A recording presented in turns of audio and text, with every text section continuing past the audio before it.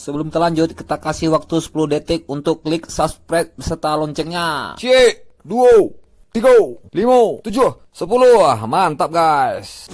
Assalamualaikum. Semoga kita semua dalam keadaan yang diharapkan ya. Amin amin ya robbal alamin. Sekarang kita akan jalan-jalan ke kantor Bupati Kabupaten 50 Kota Sumbar. Ini adalah wujud kantor Bupati dari kejauhan. Dan nantinya kita akan menuju ke sana dan jalan-jalan di sekitaran kantor Bupati dan melihat pemandangan alamnya di sekitar. Yuk kita ke sana, terus ikuti kita sampai selesai. Check it out. Ini adalah bangunan kantor DPRD Kabupaten 50 Kota dari kejauhan.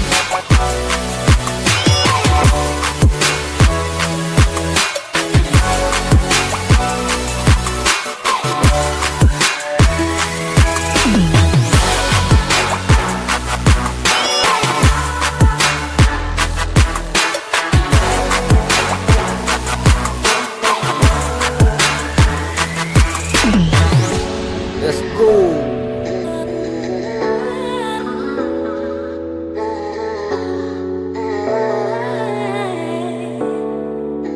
Kantor bupatinya udah kelihatan dan kita semakin mendekat. Yuk guys, terus.